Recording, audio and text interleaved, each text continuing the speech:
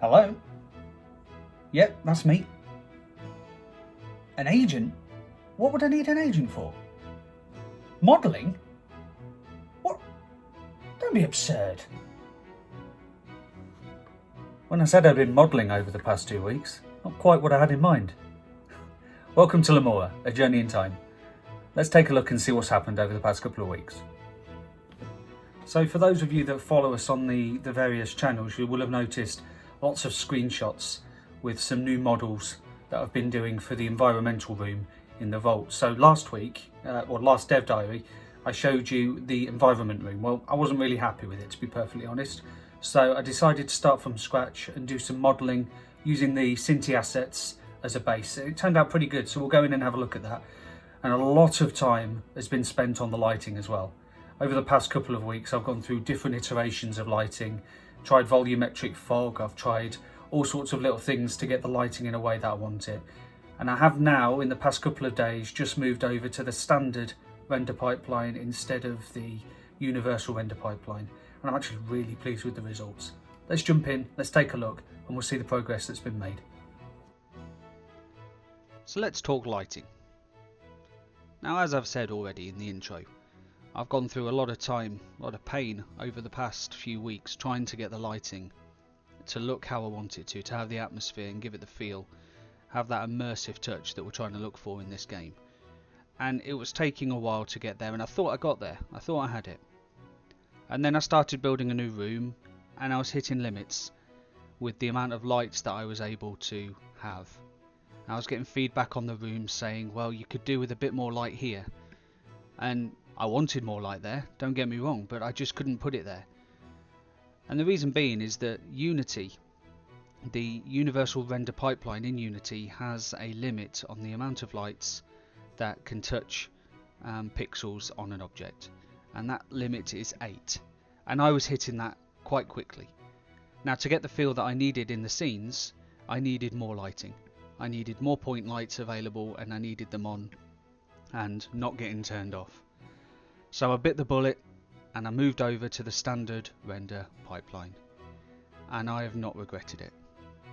And let's take a look at the gameplay. Let's have a look how it looks inside now with the standard render pipeline. So for those of you that have been watching the dev diaries over the past couple of months, you'll be very familiar with this room. We've started here a couple of times, but I'm not quite sure you will have seen it in the same light, no pun intended, that we can see it in now. I mean, we can really see the lights are popping really nicely.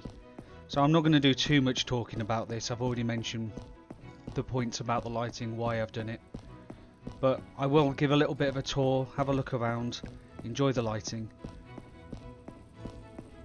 and we'll see the effect that it's had over the level.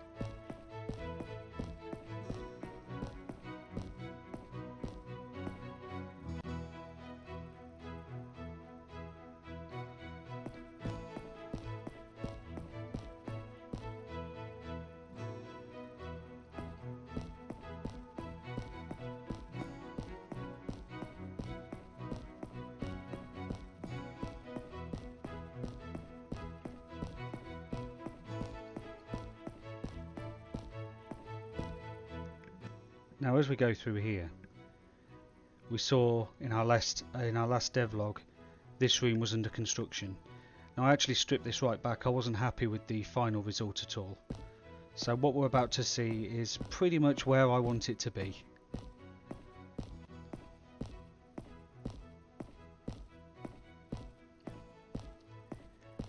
And I just need to cry out in joy at Pro Builder in this room, because this is one of the original Cinti assets, one of the round bio rooms, and I've used Pro Builder to create this walkway all the way around the outside.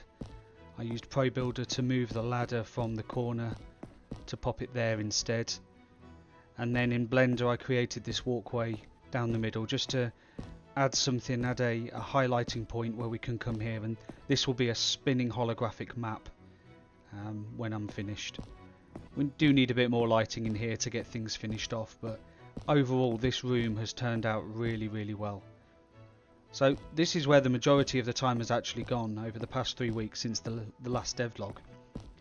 It's been the lighting and it's been this room, and I'm so pleased I did it. It did take a long time. It's been a steep learning curve trying to get it all done, but the thing is, this room looks unique. It's not like any other room out there because it's made from the Cinti asset still, but it's unique to me. It's unique to what I wanted out of this room for the game. So I'm really pleased to have been able to achieve that. And this room is actually going to have quite a few puzzles in for the actual gameplay to progress to the next phase of this level as well. So that's about all we've got time for in this dev diary today. So once again, I thank you for joining me on this journey. It's always a pleasure to have people around. Don't forget to like, don't forget to subscribe, and feel free to join us on Discord as well, where I can give you daily updates on the progress I make. See you next time.